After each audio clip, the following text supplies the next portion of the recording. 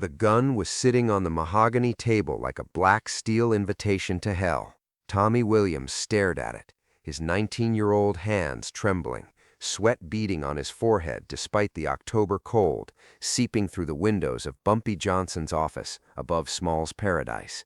The room smelled of Cuban cigars and Old Spice cologne, the same scents that had comforted Tommy for 8 years. Tonight, they made him sick. Bumpy sat across from him, perfectly still, wearing that charcoal gray suit he always wore to serious meetings.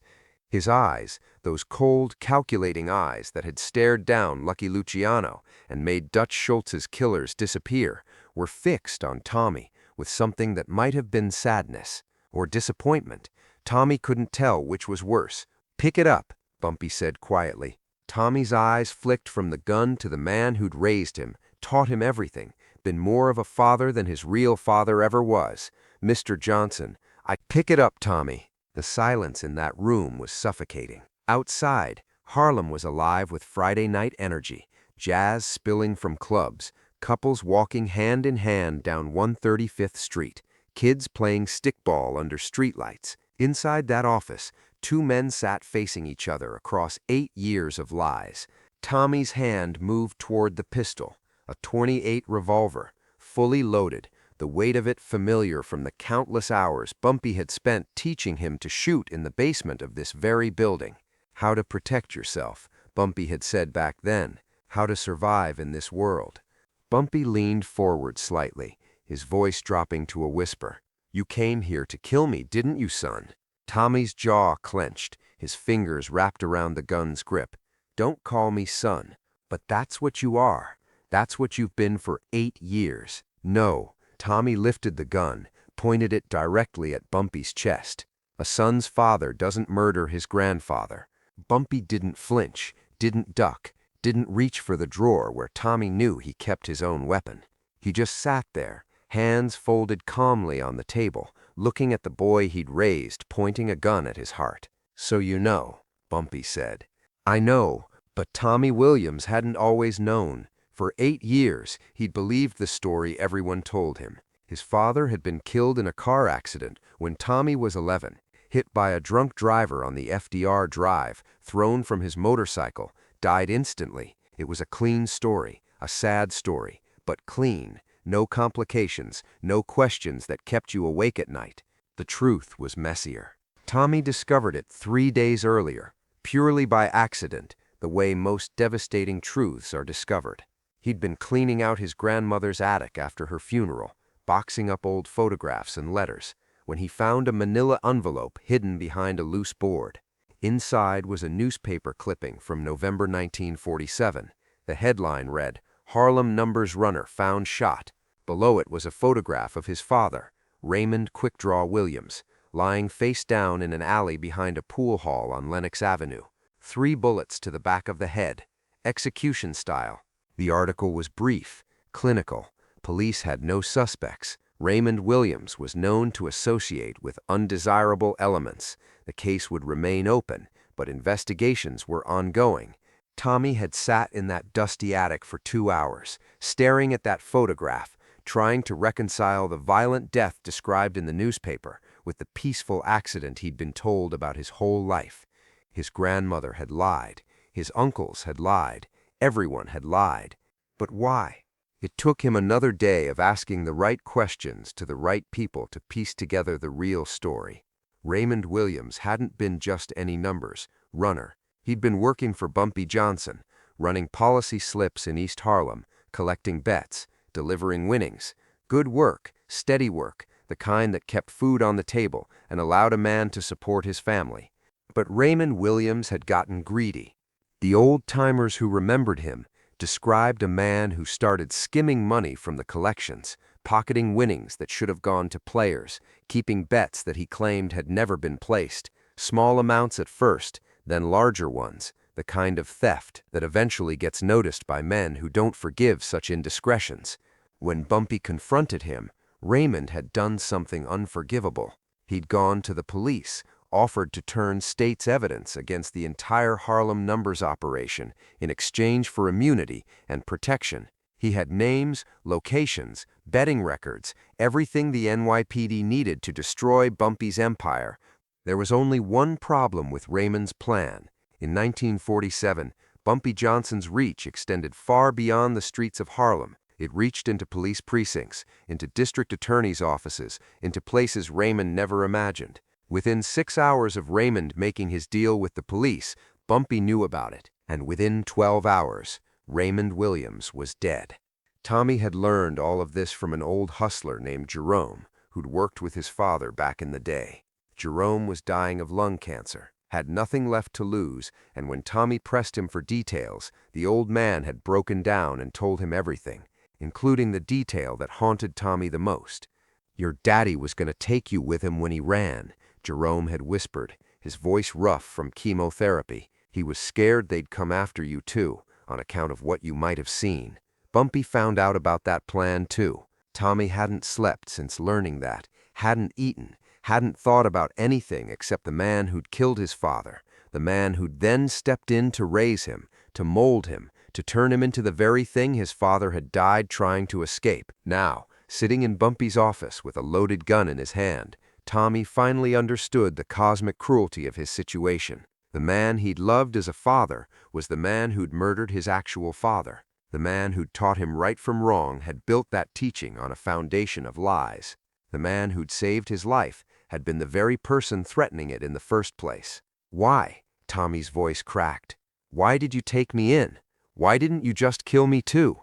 Bumpy's expression softened slightly. "Because you were 11 years old. Because you were innocent. Because—" he paused, choosing his words carefully. "Because I needed to know what kind of man you'd become." What kind of man I'd become? Tommy's grip on the gun tightened. "You mean whether I'd be loyal like my father never was?" "Your father was loyal, Tommy, right up until the end. He was going to betray you to the police." Bumpy shook his head slowly. "No, son, he wasn't." The room went silent, except for the distant sound of traffic and jazz music from the club below. Tommy blinked, confused. "What do you mean he wasn't?" "Jerome told me." "Jerome told you what everyone believed, what I made sure everyone believed." Bumpy reached into his jacket pocket, moving slowly, keeping his movements visible. He pulled out a worn leather wallet and extracted a yellowed piece of paper. He placed it on the table next to the gun.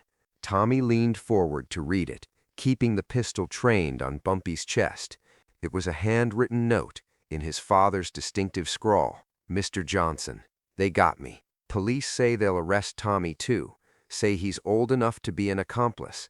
Only way to save my boy is to give them what they want. I'm sorry. Take care of him. Raymond." Tommy's hands started shaking harder. "I don't understand." "The police came to your father first," Bumpy explained. "They had photographs of you running number slips for him after school. Small-time stuff, but enough to charge an 11-year-old as an accessory. They told Raymond he had two choices: cooperate with their investigation or watch his son go to juvenile detention." The words hit Tommy like physical blows. His father hadn't betrayed Bumpy for money or immunity. He'd tried to save his son. "Your father came to me that same night," Bumpy continued. "Told me about the police pressure, about their threats against you. We worked out a plan. Raymond would feed the police false information, lead them on wild chases, buy us time to figure out which cops could be bought and which ones needed to be transferred to different precincts." Tommy's vision blurred, but he still went to the police. He saved your life," Bumpy interrupted, "and I killed him for it." The brutal honesty of that statement landed in the room like a physical presence. No justification, no excuse, no attempt to soften the blow, just the truth, clean and sharp and devastating. "Why?" Tommy whispered. Bumpy was quiet for a long moment, staring at his hands. When he spoke, his voice was softer than Tommy had ever heard it. "Because I was young, because I was scared, because I thought showing mercy would be seen as weakness, and weakness in my business gets everyone killed." He looked up at Tommy, and for the first time in 8 years, Tommy saw something he'd never seen in those eyes before: regret. "Your father's plan might have worked," Bumpy admitted, "but I didn't trust it. I didn't trust the police to keep their word. I didn't trust that they wouldn't come for you anyway once they had what they needed, so I made a different choice. You murdered him. Yes, you shot him 3 times in the back of the head in an alley like he was a dog. Yes, and then you came to my grandmother's house the next day with flowers and offered to take care of me. Bumpy's jaw tightened. Yes. Tommy felt tears streaming down his face, though he couldn't remember starting to cry. Why didn't you just kill me too? Why put us both through this? Because. Bumpy paused, seeming to gather himself. Because killing your father was the worst thing I'd ever done. Not the most violent, not the most public, but the worst. Because Raymond Williams was a good man trying to save his son, and I murdered him for it. Bumpy stood up slowly, his hands visible, non-threatening. I took you in because I owed him that much. I raised you because I needed to know if I could do right by the son of a man I'd wronged.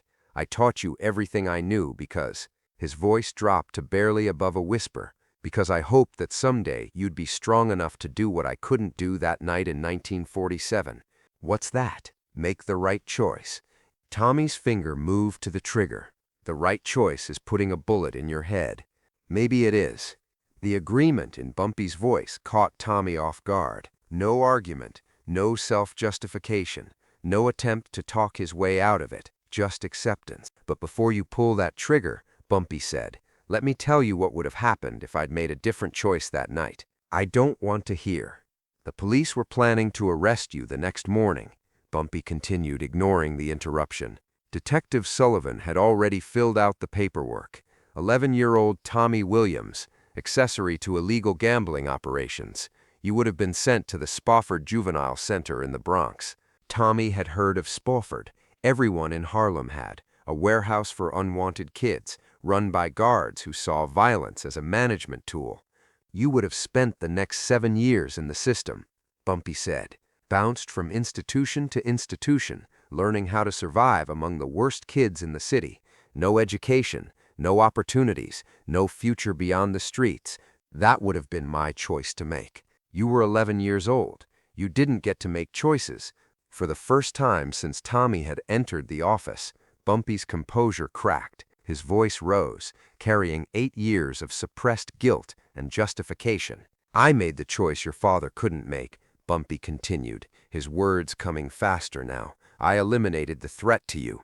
Every cop who was part of that investigation against your father either got transferred out of Harlem or found more profitable ways to spend their time. Detective Sullivan retired 6 months later with a comfortable pension and a sudden desire to move to Florida. Tommy's gun hand wavered. You're saying you saved me. I'm saying I tried to fix what I'd broken. Taking your father away from you was wrong, but letting you disappear into the system would have been worse. You don't get to decide what would have been worse for my life. No, Bumpy agreed. I don't, but I did decide. And every day for 8 years, I've had to live with that decision. The room fell silent again. Tommy could hear his own heartbeat, could feel the weight of the gun in his hand, could smell the faint scent of his father's cologne that Bumpy had started wearing shortly after taking Tommy in, a detail he'd never noticed before, but which now seemed impossibly significant. The gun, Tommy said suddenly. What about it? It's not loaded. Bumpy's slight smile was the first Tommy had seen all evening. What makes you think that? Because you've been sitting there letting me point it at you for 10 minutes. Because you know I came here to kill you and you still let me pick it up. Because Tommy's voice trailed off as understanding dawned. Because you've been planning for this conversation my entire life. Not my entire life, Bumpy corrected. Just since the day I realized you were smart enough to eventually figure out the truth.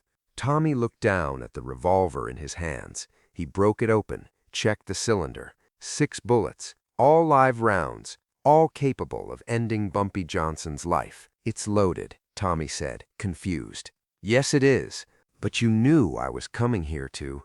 I knew, Bumpy confirmed. I've known since Tuesday, when you started asking Jerome questions about your father. Jerome called me an hour after you left his apartment.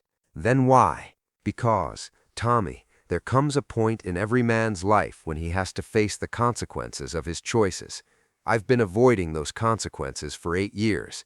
Tonight seemed like a good time to stop running. Bumpy reached into his other jacket pocket and pulled out a thick manila envelope. He placed it on the table next to the gun and the note from Tommy's father. "There's $50,000 in there," Bumpy said. "Cash, clean money, nothing that can be traced back to any criminal activity. Enough to start over anywhere you want. College money, if that's what you choose. Business capital, if you want to go that route. Or just enough to disappear completely, if you decide you don't want any part of this life." Tommy stared at the envelope. "You think you can buy me off?" "I think you have a choice to make," Bumpy replied. "The same choice your father had to make 8 years ago. The same choice I made that night in that alley." "What choice?" "Whether you're going to be the man who perpetuates the cycle or the man who breaks it." Tommy's confusion must have shown on his face, because Bumpy leaned forward and continued. "You can pull that trigger, Tommy, put a bullet in my head, take your revenge, and then what? You think my people are going to let you walk out of here alive? You think Illinois Gordon and Willie Fish are going to say, well, he had his reasons, and let you go home?" Tommy hadn't thought about that. In his rage and grief, he'd focused entirely on confronting Bumpy. He hadn't considered what came after. "You kill me, and you'll be dead before my body hits the floor," Bumpy said matter-of-factly. "My boys downstairs aren't going to ask questions first. They're going to see a 19-year-old with a smoking gun standing over their boss, and they're going to react accordingly." "So this is all just a setup," Tommy said bitterly. "You let me come up here knowing I couldn't actually go through with it." "No," Bumpy shook his head. "This is me giving you information. What you do with that information is entirely up to you." Bumpy stood up again, this time walking around the desk to stand directly in front of Tommy. The gun was now pointed at his stomach from less than 3 feet away. At that range, even a terrible shot couldn't miss. "I'm not going to stop you," Bumpy said. "I'm not going to call for help. I'm not going to try to take that gun away from you. If you decide that killing me is what justice looks like, then that's what's going to happen. But I want you to understand what you'll become if you make that choice." Bumpy's voice took on the same tone he'd used when teaching Tommy about the streets, about survival, about the unwritten rules that governed life in Harlem. "You kill me, and you become me," Bumpy said. "You become a man who solves problems with violence, a man who takes justice into his own hands, a man who decides who lives and who dies based on his own sense of right and wrong. You murdered my father." "Yes, and if you murder me, what's the difference between us?" The question hung in the air like smoke. Tommy felt the weight of it, the terrible logic of it, the way it reframed everything he thought he understood about justice and revenge and making things right. "The difference," Tommy said slowly, "is that my father was innocent. Your father was planning to feed information to corrupt police officers," Bumpy replied. "Information that could have gotten dozens of people arrested, sent to prison, or killed. Was he doing it for good reasons? Yes. Does that make him innocent? That's not for me to decide." "You're twisting this around." "I'm telling you the truth, Tommy, the ugly, complicated, impossible truth. Your father was a good man who got caught in a bad situation and made the best choice he could make. I was a young man who got scared and made the worst choice I could make. You're a smart man who gets to decide which one of us you want to be." Tommy's grip on the gun loosened slightly. The weight of the weapon seemed to increase with each passing moment, as if it were absorbing the gravity of the decision he was being asked to make. "What about my grandmother?" Tommy asked suddenly. "Did she know?" "She knew your father was dead. She knew I killed him. She also knew that the alternative was watching you disappear into a system that would have destroyed you. She chose you over justice for her own son?" "She chose you over everything else," Bumpy corrected, "including her own pain." Tommy thought about his grandmother, about the woman who'd raised him before Bumpy took him in, about the way she'd looked at Bumpy during those early visits. Not with love, not with trust, but with a kind of resigned understanding. She'd been making the same impossible choice over and over again every time she allowed Bumpy into their lives. "And now you're asking me to make the same choice," Tommy said. "I'm not asking you to choose anything," Bumpy replied. "I'm just laying out the options." Tommy looked at the gun in his hands, then at the man who'd been both his salvation and his destroyer for 8 years. The man who'd taught him to read and to shoot, to think strategically and to show loyalty, to protect those weaker than himself, and to never back down from a fight. The man who'd killed his father and then spent nearly a decade trying to make up for it. "There's a third option," Tommy said suddenly. "What's that?" "I walk away, take the money, leave Harlem, never see you again." Bumpy nodded. "That's probably the smartest choice, but then you never face any consequences for what you did." "Son, I've been facing consequences for what I did every day for 8 years. Every time I look at you, every time I teach you something new, every time I'm proud of the man you're becoming, I remember that I stole your real father from you. That's a consequence I'll carry for the rest of my life." "That's not enough," Tommy said. "Maybe not, but it's all I've got." Tommy stood up, the gun still in his hand but no longer pointed directly at Bumpy. He walked to the window, looking down at the street where his father had walked, where Bumpy had walked, where he himself had walked as a child, believing the world was simpler than it actually was. "I used to wonder why you never had children of your own," Tommy said, his back still turned to Bumpy. "I did have a child," Bumpy replied quietly. "I had you. I'm not your child. No, you're Raymond Williams' child. But you're also the best thing I ever did with my life, even if I did it for the worst reasons." Tommy turned around. Bumpy was sitting back down at his desk, his hands folded, waiting, not pleading, not arguing, just waiting for Tommy to make whatever choice he was going to make. "You really would just sit there and let me kill you," Tommy said. "If that's what you decide is right?" "Yes, even knowing your people would kill me immediately afterward. Even knowing that." Tommy walked back to the desk and carefully placed the gun back where it had been when he first entered the office. The metal made a soft clicking sound against the mahogany. "I'm not going to kill you," he said. Bumpy nodded but said nothing. "But I'm not going to forgive you either." "I wouldn't expect you to." Tommy picked up the manila envelope full of money. It was thicker than he'd expected, heavier, enough to change his life completely, to become someone entirely different from who he'd been when he walked into this office. "What happens now?" Tommy asked. "Now you decide who you want to be," Bumpy replied. "You can stay in Harlem, work with me, continue learning the business. You can leave Harlem, use that money to build something completely different for yourself. Or you can turn that money over to the police and tell them everything you know about my operation." "Those are my only options?" "Those are all the options I can think of, but you're smarter than I was at 19. Maybe you'll think of something I haven't considered." Tommy tucked the envelope inside his jacket. The weight of it felt significant, like a responsibility rather than a gift. "If I stay," Tommy said, "if I keep working with you, it's not forgiveness, it's just practicality. I understand, and if I leave, it's not because I'm afraid of you, or because I can't handle the life. It's because I choose something different." "I understand that too." Tommy walked to the door, then paused with his hand on the doorknob. "One more question," he said without turning around. "What's that?" "If the situation was reversed, if it was your father I'd killed and you were standing here with that gun, what would you do?" Bumpy was quiet for a long moment. "I would have pulled the trigger the moment I walked in this room." "Why didn't I?" "Because you're better than I was, better than I am." Tommy opened the door, stepped into the hallway, then looked back one more time. "I'm keeping the name Williams," he said, "not Johnson. Williams."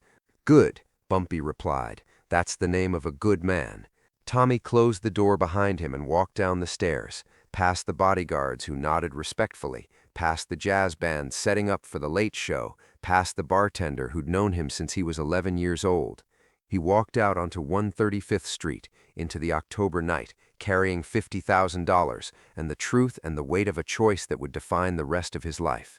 Behind him, in the office above Small's Paradise, Bumpy Johnson sat alone at his desk, staring at the gun Tommy had left behind. For 8 years, he'd wondered how this conversation would end. He'd imagined every possible outcome except the one that had actually occurred: mercy without forgiveness, understanding without absolution. Tommy Williams had chosen to break the cycle. 3 months later, Bumpy received a postcard from Chicago. No return address, no signature, just a picture of the University of Chicago campus and a single line written in familiar handwriting. Political science major. Thanks for the education. Bumpy kept that postcard in his wallet for the rest of his life. In 1968, when a heart attack took him at Wells Restaurant in Harlem, the paramedics found it tucked behind his driver's license. A reminder of the one person who'd been strong enough to choose mercy over revenge, hope over hatred, the future over the past. Tommy Williams graduated from law school in 1970, became a civil rights attorney, and spent 40 years fighting the same corrupt police practices that had threatened him as a child. He never returned to Harlem, never spoke publicly about Bumpy Johnson, never tried to explain to anyone how the man who'd killed his father had also saved his life. Some stories are too complicated for simple explanations. Some truths are too heavy for anyone to carry except the people who live them. And sometimes, the hardest choice a man can make is not to pull the trigger when everything inside him says he should. That's not weakness. That's power.